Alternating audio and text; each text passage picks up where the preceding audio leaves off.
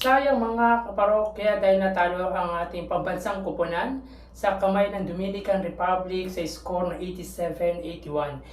Pinangunahan ng NBA star mula sa Minnesota Timberwolves ang koponan ng Dominican Republic na sumungkit ng double-double figures with 26 points and 10 rebounds. Samantala, sa ating pambansang koponan naman ay bumuslo ang ating naturalized player and Filipino descent at NBA player as well na si Jordan Clarkson ng 28 points at 7 rebounds. Sayang lang at na-fouled out siya 3 minutes remaining sa fourth quarter. Talo man ay maganda naman ang ipinakita ng ating pambansang koponan sapagkat pinahirapan ng ating pambansang koponan ang visiting team at particularly si Karl Anthony Towns. It's a great effort para kay AJ Edu dahil nalimitahan niya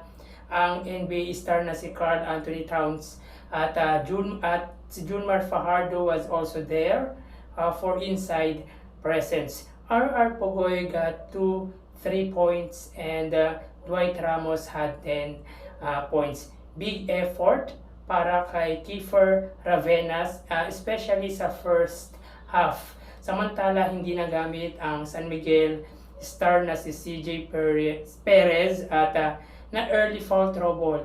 Ang 7'2" na si Kai Soto noong first half at hindi na rin siya nakabalik the rest of the game. At again, talo man ang ating koponan ay maipagmamalaki mo pa din ang ating pambansang koponan sapagkat alam naman natin na advantage ang ating kalaban pero hindi sila basta-basta sumuko at hanggang sa dulo ay pinakita nila ang dugong palabang Pilipino. And for sure, sa Dominican Republic ay nagulat din sila sa ipinakita ng Gilas Pilipinas at magandang boost to para sa next game nila by this coming Sunday at 8 p.m. sa Philippine Arena against either Angola or Italy.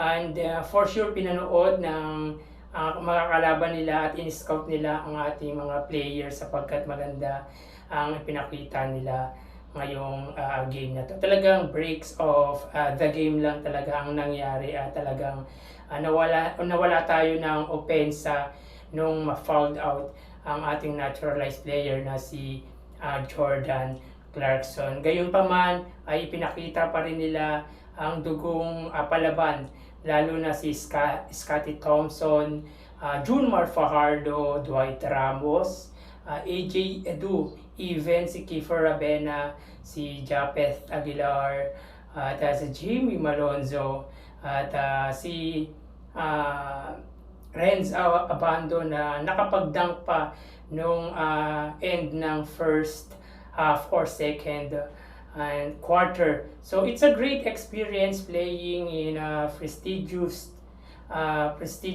ball club na FIBA or FIBA World Cup. It's a nice game as well for our Philippine team na Gilas Pilipinas. So bawi na lang for the next game by Sunday at alam naman natin na malalakas ang mga Filipino, talagang sadyang maliliit lang talaga, sa size advantage lang talaga tayo natatalo. Pero sa skills, medyo palaban naman ang ating mga players. At again, bawi tayo next game at Team Pilipinas, puso. Hanggang dito na lang. Thank you and God bless.